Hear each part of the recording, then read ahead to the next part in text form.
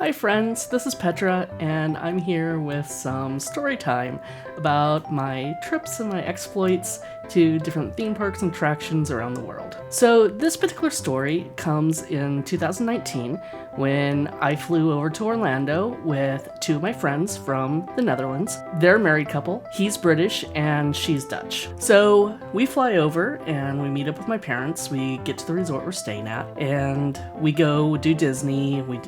Went and did Universal, and then we're going to do Kennedy Space Center. Unfortunately, my Dutch friend wasn't feeling very good, so she stayed back at the resort. So it was my mom, my dad, and my British friend that drove out to the Kennedy Space Center. Now, my mother and I are kind of these people that we kind of do things to see how people react. It's not really mean or malicious most of the time. It's just funny little exploits because we can't help ourselves. We're just those type of women. Kennedy Space Center has this attraction that is a launch simulator. Basically, you go, you strap yourself in, it counts down, and you get some G-forces so you can kind of feel what it would feel like if you were in the space shuttle when it launched. Before you get strapped in to the actual ride, you go into this room.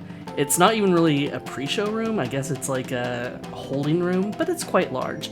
And on the ground are these squares that are lit up, and they're kind of randomly all over the floor.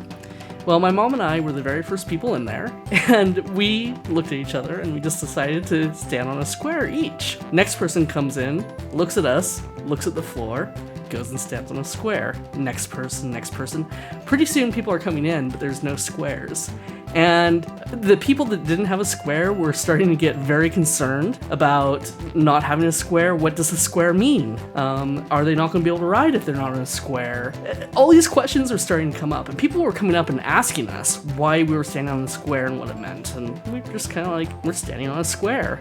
No fights broke out. We didn't get yeeted out of the room or anything like that. But here comes my British friend, and he walks in, he sees people kind of like milling about, but most people in these squares. He sees us up there, he shakes his head, and when he gets to us, he goes, "Of course, it's you two." This is just proof that people are sheep, and it's monkey see, monkey do. We ended up going to the next room, which was, I think, a pre-show, and then eventually getting on the ride. We did it, and that was pretty much it. So that is the story of Kennedy Space Center and the squares on the floor.